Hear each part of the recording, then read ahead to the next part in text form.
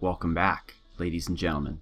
I'm Marcus Aurelius, and this is Dominions 4, the Thrones of Ascension, Byzantine Pythium. And we are trying to build upon the positive steps that we took in the last episode to start winning again as opposed to losing. There have been some events that I will relate to you that may change things, but I'm hoping will not. In other news, I recently released an episode of Orcs Must Die with Tokshin, and while I know that they get a lot less views than my Dominions videos, I still want to plug it because even if you're not interested necessarily in the game, Tokshin and I do a lot of talking about just random gaming topics. So if you're interested in, for example, learning what we're thinking of doing next, or things of that nature, what games we like, you know, those fun videos to watch. They're pretty short, and I honestly think of them at this point as more of like a channel news video with the two of us just chatting with Orcs Must Die kind of in the background. Also, I've been attempting to get started recording Baldur's Gate 2 Enhanced Edition, but it's just hard. You know, it's a different feel than Dominions, so I'm just working on it. I'll get there eventually, but it just has to feel right. So, we completed Research and Evocation. That gives us Falling Fires and Falling Frost. I was thinking of going another level because we have a great spell called Astral Fires that my Fire Theurgs can cast either with two commune slaves, or a Astral Booster. But we'll see.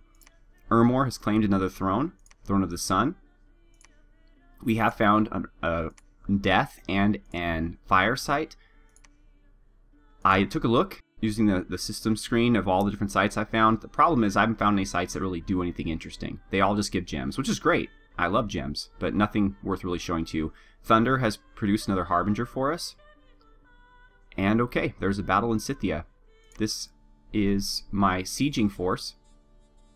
Although we have to fight a battle at the gates of the capital before we actually siege it. And okay, Dragon Strike's still there. We have enough slaves now that Burnsaber is able to do a lot of crazy things. And the lizards have proven to be very worthy auxiliaries. I mean, if you'll follow these battles, I mean, granted, there's a lot of them and they're expensive, but they are sacred so that their upkeep is half. But they manage to make a lot of my Varangians ethereal, and they give protection a lot too. Now, I'm eventually going to change them for gnomes, who are going to be wooden warriors, which is just protection only over a larger area, so generally it's a more effective version of the spell. You just need 2 nature.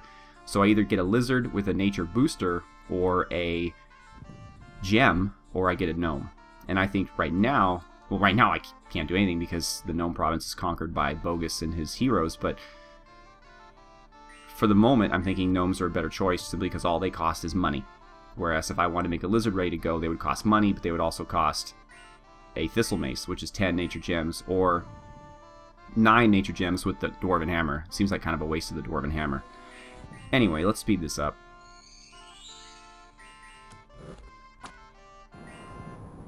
Ethereal Eagles are fun. I was told to stop wasting gems on just random flying summons, and I'm going to, but I do appreciate that they affect the sieging. The Eagles make sieging easier, and I like the sound of that, although I think I might have lost one in this battle. Nope, just 2 Velites. Pretty good. Grey Mercs. This is Barbell, and I expect it should be an easy victory. And he has 4 remaining angels. I think they started with 5, so that's not too bad. Maybe 6. But, oh yeah. This is going to be a slaughter. Just like that.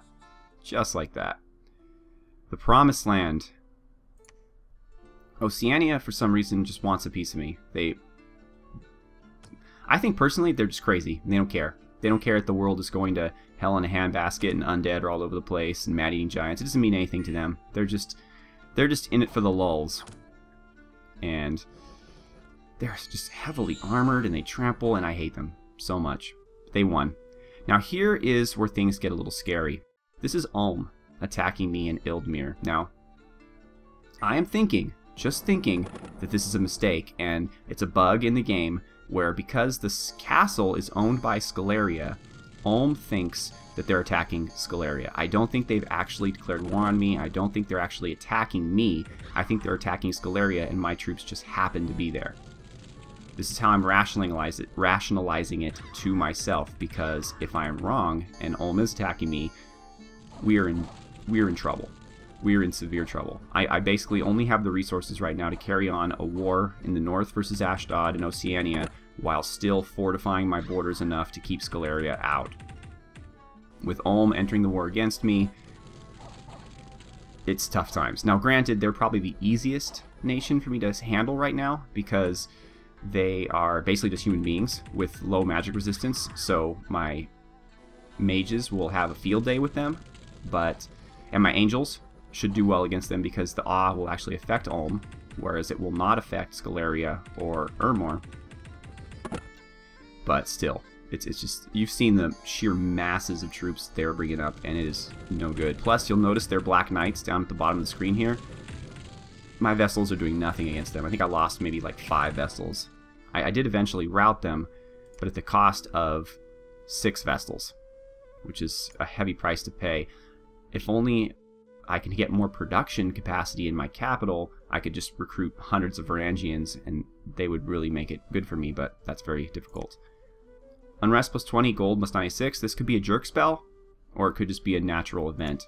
I mean, I have really poor luck in those areas because somebody's dominion is overpowering mine and they have crappy luck, so it could just be a natural event. We are starting to destroy the gate at Scythia and Yieldmere, but we are not making progress on either of them.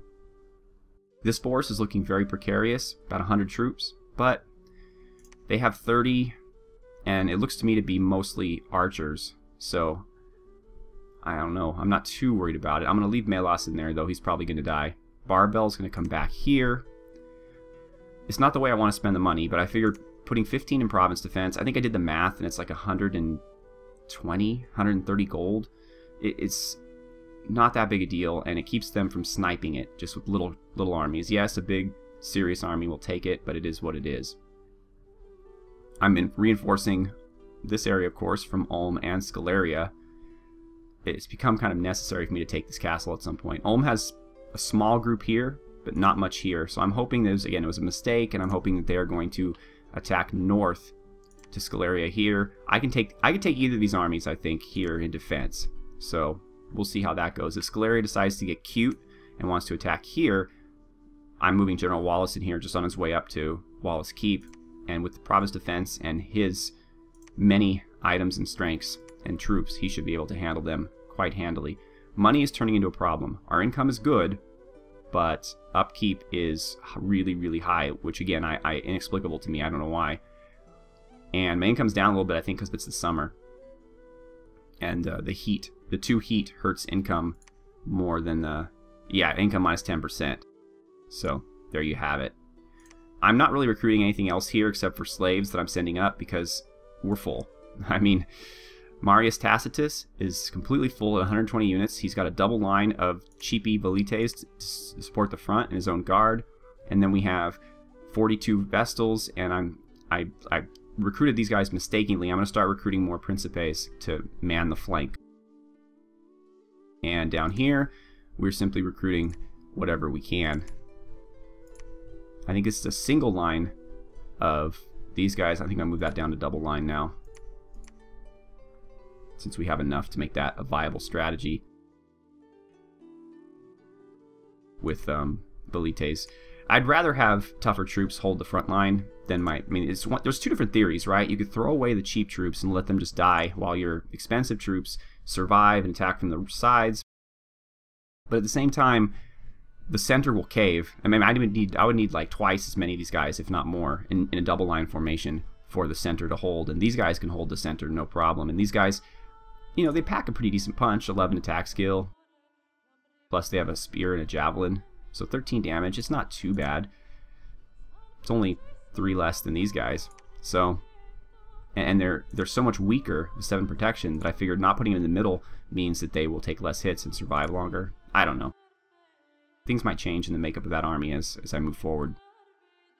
And I have a new angel that I'm creating some items for, but in the meantime, I need to name him. So let's see here. Who is the next on my list of summon creatures or angels? Okay. This is a new one. I haven't had this gentleman in any of my LPs so far, I believe. Mayhem Dread. Welcome to the team. With 2 Ds. Oh, but I'm forgetting an A. Alright, welcome to Team Mayhem Dread. He's just hanging out until I can get some items for him, which I'm in the process of forging. I've decided, instead of Fireplate, since Fire Gems are at a premium for Archangels, that I'm going to go with Blue Dragon Scale. It was between that and Rime Hauberk. The difference is, the Rime Hauberk is slightly less effective as armor, but it gives you a chill aura, which harms enemies. Now I figured against Scaleria, not that useful. Against Ulm, perhaps, but the Blue Dragon Scale also has less encumbrance, which I'd like to minimize. So, oh, and it also gives you a morale bonus, which could be good or bad. I like it when my guys, when they're severely outnumbered and getting beat up, flee. This might be the death of Mayhem, in the sense that he'll keep fighting when he should be running away. We'll see what happens. And I think we're all caught up. I'm going back into researching full Conjuration, although even at my full strength here, it's going to take at least 3 turns, if not more, to get down to where I really want to be, which is Heavenly Wrath, which is a standard Pythium summon. It is in vanilla, and it's this awesome angel covered in blood that anytime somebody attacks the angel, they attack themselves as well. Like the damage they do to the angel, they also do to themselves. So that's a really cool spell. Plus, this is the new spell that Burnsaber created, Theosis, which gives you 6 named archangels, each with special abilities and spell paths. I've looked them over. They're not OP, but they're certainly cool, and I'd like to have them. And finally gives me the battlefield spell Calling of the Seventh, which frankly I want in every single battle I fight. But it's only really something that can happen with Burnsaber at this point, because it requires Burnsaber plus 8 or more slaves. Any other theory would require 16 or more slaves, which I cannot get to at this point. But for Burnsaber, certainly, and for even my Archangels. And speaking of Archangels, before we end the turn, let me show you Dragon Strike, because Dragon Strike is starting to make me think that I should not be using him as a thug at all, and should instead be using him as a leader. With 4 fire, 3 holy, he can start casting the 7th. I can have him in a completely separate army, and he just gained a heroic trait, Awesome Presence, which gives him even more awe than he already has, which actually makes it better for him being a thug, I suppose. 7 awe against someone like Ulm or Ashdod or Oceania, but it also gives him amazing leadership and inspiration. Up to +2 for 4 squads, 100 magic beams, and 265 units. So with the 3 holy and the high leadership, he makes a fantastic leader, plus he can cast really cool fire spells. So for example, he can, if I give him some gems or a fire in a jar, he can make my entire army fire resistant and then make fire clouds all over the battlefield, which is going to be devastating against Scaleria or Ulm. So yeah, I'm thinking of taking Dragon Strike off the front lines and making him a commander. I mean, not off the front lines as in terms of battle, but off the front lines in terms of I'm not having him go out there and swing his sword at enemies. But we'll see. I'm keeping my scouts pretty much where they are. Things are going okay. If Ulm continues attacking me, we're going to have some serious problems. But you watch for the drama, right? It wouldn't be fun if I just won everything. Plus, the death toll of my heroes has been pretty low. I've only lost a couple guys. And a couple to old age and random things. Okay.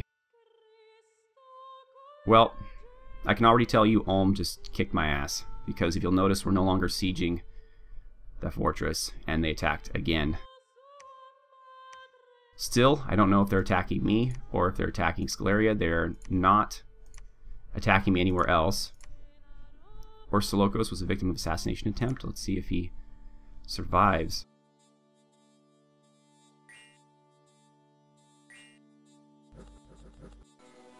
Yes, he does. Well, no, he doesn't. I guess they both died. Oh, that's terrible. Well, he wasn't particularly useful to me. He was old. It's just that he was leading some troops. Ulm versus Ermor. I guess Ulm wins. That's good. If these two fight each other, it means that well, this is Ermor Province Defense of Humans. Very good. Promised Land. This is Barbell? That really bothers me, though, that my force to the west was defeated. That was the last thing I wanted to see happen. Well, no, the last thing would be Burnsaber's army being defeated, but... Anybody have a guess how this battle's gonna go? I hope Eurus is still okay. I guess we'll find out next. Well, not next, but... Okay, they're attacking Fort Wallace again. I have not taken steps to protect my commanders more, but it looks like they're low on the Minotaurs, so I'm not expecting too much trouble here. We have a lot more Manticores as well. There's our hill giant.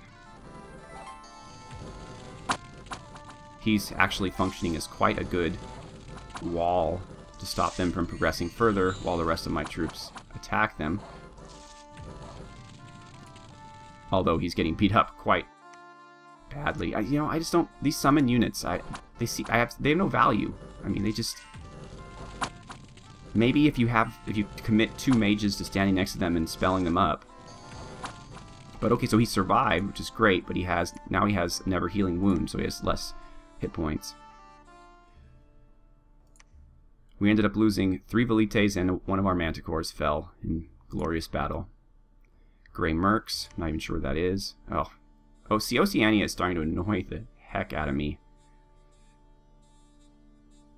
If these guys can't even handle 5 troops, then I don't even think Province Defense is worth it anymore. If they would just take out the commander, they could win, and they did. Oh, boy. Alright, Yieldmir. Let's see what happens. Why are you doing this? Holy moly. Well, at least their knight is attacking in the right direction. Right, my Varangians to nail. Stellar Cascade's pretty decent spell, I'd say, in the circumstances. Vestals are not holding up very well against Ulm in general. Well, I shouldn't say that. They seem to be doing okay, actually.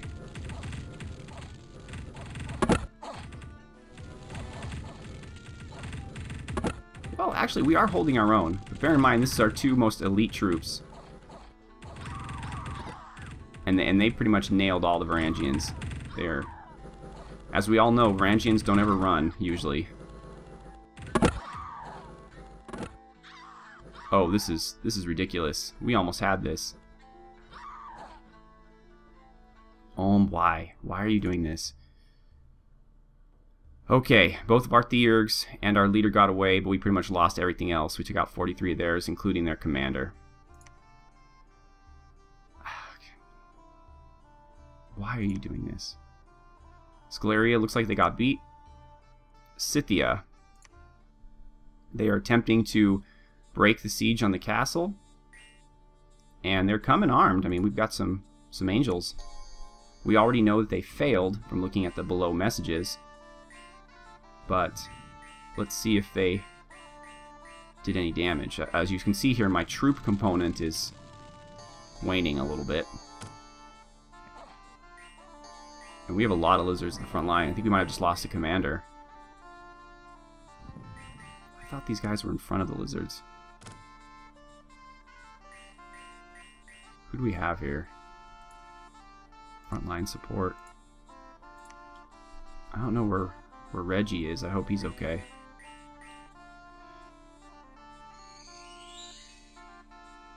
Okay, we'll speed it up a little bit. Our Manticores and Eagles are doing their business up there.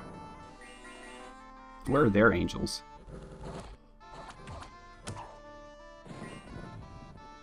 I do not know. Oh, they always have their angels set to guard commanders, which is really weird.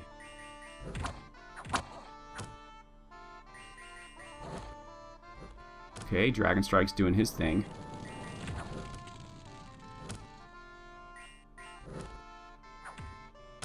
Okay, now we can fight the other angels. Someone poisoned him, it looks like. That's not good. But he's still at full hit points. Maybe it wasn't he that was poisoned, it was someone else, and we won. Okay, did we lose anything, though? We lost another gnome. Uh-oh. I think all of my gnomes in this battle at this point were named. And nope, it's for real. Ulm is at war with us. Son of a bitch. As if we didn't have enough problems. Well, of course we lost. 200 total units, including a siege engineer. Wonderful. Glimmering Fields. Okay, they're trying to surround my army, so they have no place to... Ooh, it's their god again. With some random clockwork horrors. Interesting. I smell an opportunity for Barabel.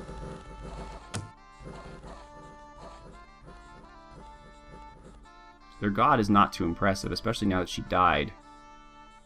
But she does have a ton of gems. Alright. Well, there you have it. Of all the places they could potentially conquer, I think that's probably the best one. But we're abandoning the throne. There's just no way this army can hold against that. We're going to retreat back to Fort Monkey and hope for the best. Maurice, Erlance, and Eurus all survived, though they had not much going on with them. Ooh boy. Everybody's going to pull back in this direction as well. I would stay here if we had to defend the throne, but since we don't, there's no point in that. Alright, so I think once we handle the initial rush of Ulm, they're not as strong then, especially because they're fighting Ermor, and it appears Scaleria as well, and Marignan will aid us in this one since they border Ulm and can do so. Although Marignan, well, I mean, I'd say they're at a pretty good stalemate versus Scaleria right now, to be perfectly honest. Ulm now has this, which means they're going to start patrolling it, so we're going to move away.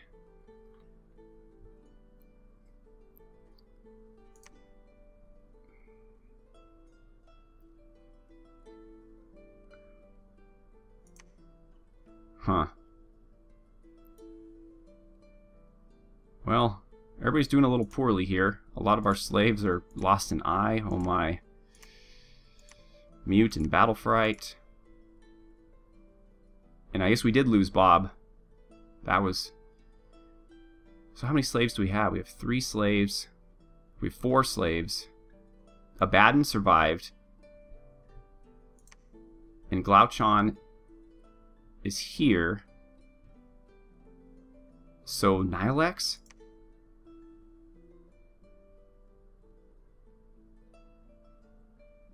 Yeah. Looks like they got Nilex. And he... Oh, no, Nilex is there. Okay, whew. So, they took out one of my unnamed gnomes, but my 2 named gnomes are still around. Although, we're starting to be put in a precarious position right now. Do we abandon the castle, take out their god, shore up, and come back with more troops? Or do we stay at the castle and hopefully take it and have them attack us and crush them at the gates of their own castle?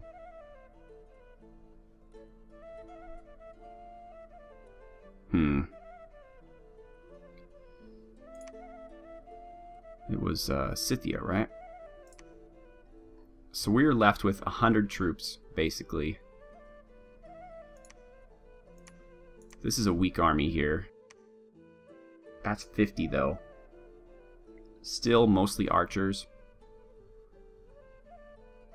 Let's get General Wallace to his fort.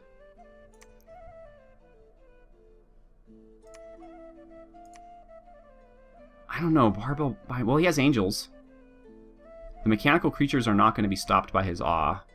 But do they have enough juice to hurt him? That's the real question. There's 35 of them, and their god. Let's see. I mean, they should be tired a little bit by the time they make it to him.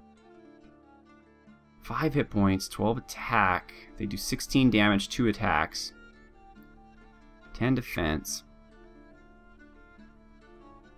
Yeah, the Aw's not going to do anything. Maybe the Vine Shield will tangle a few of them up. They all start off with 15 fatigue, which is great.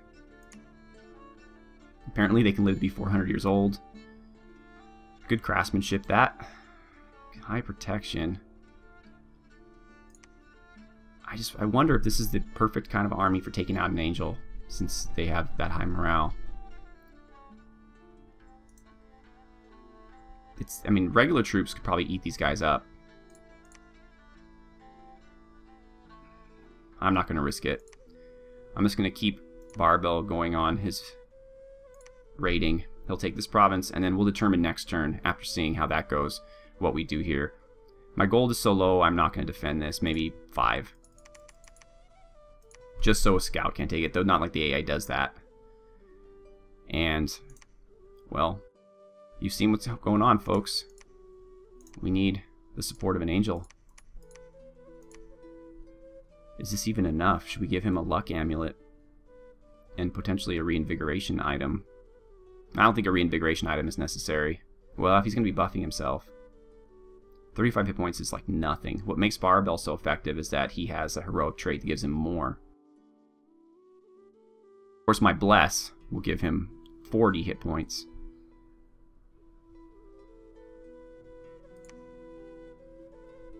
Alright, Yagnotimus. We'd rather have regeneration or reinvigoration.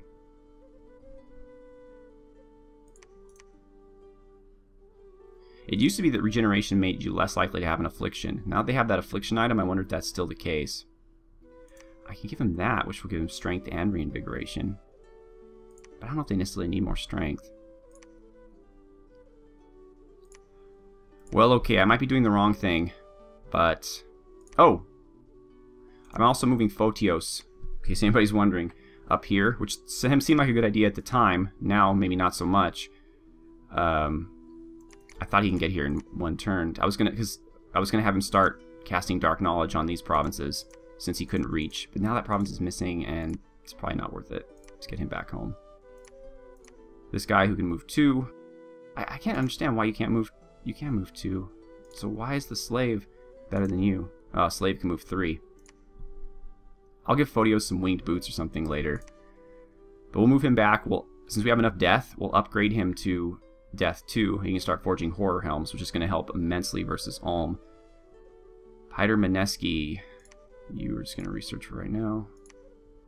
And let's give your hammer to Yagnotimus.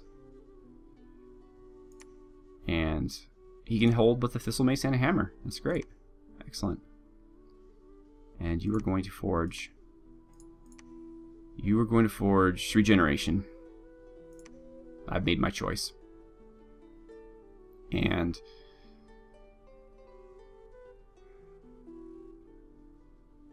Is it going to be luck? Is it going to be luck? Or is it going to be higher defense?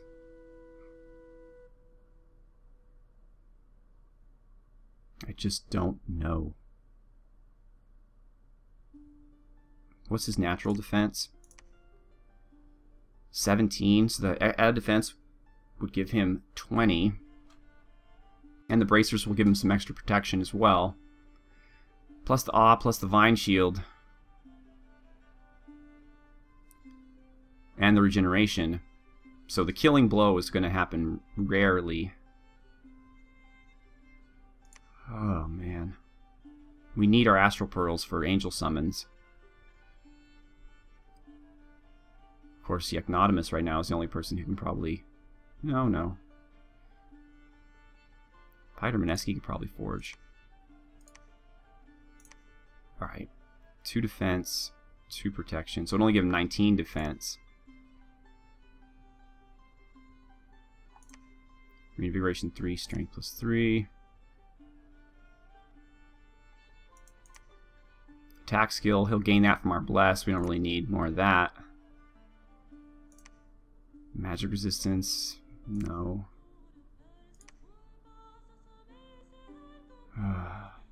Alright, Mayhem, we're just going to give you some defense. That's all I can think of to do here. Meanwhile, we're not nearly enough to forge or summon another Archangel. We're doing pretty well in death. Astral's creeping up there. We have enough vessels in training that we can give some to Hyder Mineski. Oops. And Colonial.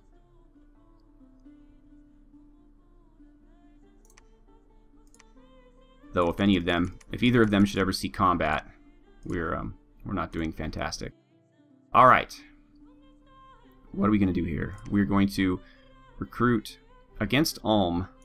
These guys are more anti-Scalaria, although War Mace is blunt weapons armor piercing? No, I think blunt weapons do damage to the head. They're not armor piercing. We need spears, right? Pierce damage. Although the Hastatus do pierce damage. As does everybody. Okay, so the spears are not that necessary. So the only purpose of the spears would be to repel, and I don't think they're going to do much against Ulm's Pikeneers, would be my guess. They have a length of 5. Ulm's. Why, Ulm? I mean, why would you do this? What are you? This is foolish. This is foolishness. All right, length 6, so that we're not going to do crap against the Pikeneers. And the morale is actually pretty good at 12. Black Knights are so tough. But I mean, alright, well, okay. Step 1. Step 1 is I stop recruiting alchemists. My research is okay for where it is. I'm going to start going back to recruiting Theurgs. They're more expensive, but they can paralyze and do nasty things to Ulm. And they can also do holy things. So, back to Theurgs. Definitely Varangians.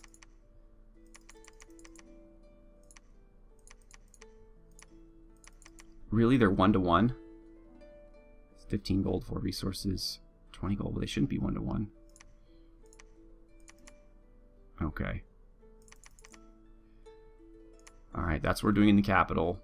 We'll move these guys back to the capital. I'll get Erlance back. My purpose here was to build a temple, because I thought this province would be perfectly safe and I could start recruiting these Iconodules to research. So much for that, right? We can't get gnomes, so there'd be no point in getting I need a gnome in the communion. Glauchon. Do we need you more up here? We need you in the capital. We're going to bring Glauchon home. He might actually see battle in the Army of the West. What was he doing for the Army of the North?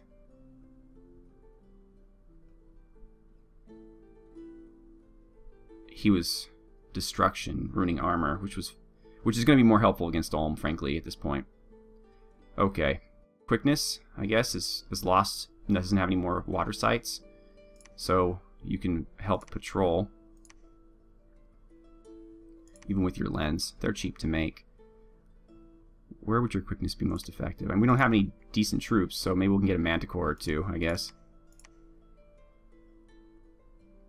I'm letting my province defense be the front line. Alright, so Glauchon's leaving. We have 2 slaves and Nimrod. What is Nimrod doing? Nimrod's a slave, so let's make sure we know that. So we have 3 slaves. So that means that Tokshin is getting +1, so he can Divine Bless, but he's not quite ready to... Enlil, are you a slave as well, actually? He is now. Alright, so now that means that Tokshin can, and now with 4 slaves, he can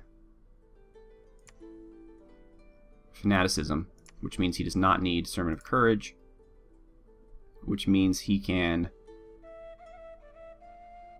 Do I want just to smite? He won't do that. Actually, he has been smiting pretty well. Yeah, we'll smite.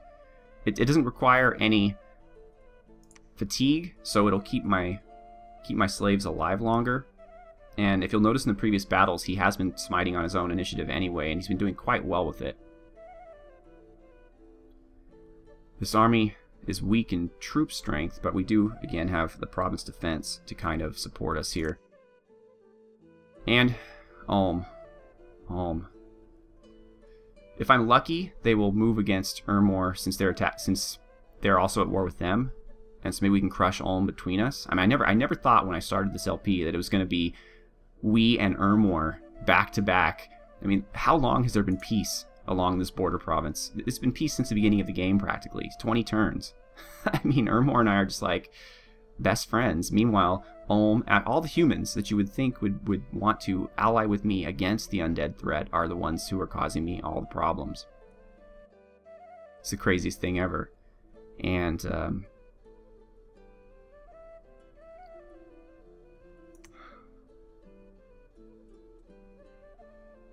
I just don't know. I mean, this army is low on troops, but they're not going to be able to get more troops. If we take troops out of, well, Fort Wallace, then Fort Wallace is going to be unmanned as well. And we've already had 2 turns of defeating the walls. Of course, if it's taking us this long to bring down the walls, there must be something in there that we probably won't even be able to storm anyway. Our slaves are getting really beat up, so Burnsaber is not at his best. Let's see, we have 1, 2, 3, 4, 5 slaves, so Burnsaber's just, he has 1 slave buffer zone. No. Let's just go after their god. Maybe we can catch her napping and take her out. The castle will always be there. Alpheus, he's a hero. That's cool. Unequaled obesity, so we have a high hit point guy, except he's diseased, so he's going to die. So there's no point in it. Well, good thing disease doesn't spread. Actually, he might be fun just to leave here. What's he casting? And just help the garrison, since he's going to die anyway.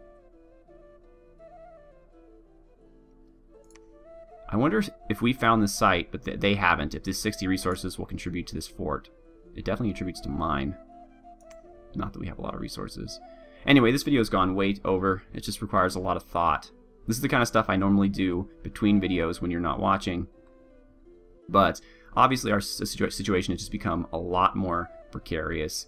And frankly, it could be worse. I mean, we still have enough troops in the west to defend this pass against Ulm and defend this keep against Ulm, but he could snipe a few of our southern provinces. We were expecting that, but we were expecting it from Ermor, not from Ulm. If he overextends himself and goes against Ermor and loses, we might be in a good position, though, to take that castle, and what's more important, take this pass. If we can take this pass, then we're basically completely secure from Ulm, and all we have to worry about is Ermor. I mean, if we could take it and hold it, that is to say. And then, of course, this castle will do the same thing for us against Ulm and Scalaria, protecting both this province, well, not this province because of here, but the throne. This really should be ours at some point. I mean, we're surrounding it on 3 sides. Ulm has nothing here, so if this castle should fall at some point, taking this and moving down is something Burnsaber could do. Or Mayhem, should Mayhem survive. And that's our situation. So, thank you all so much for watching, and have a good one.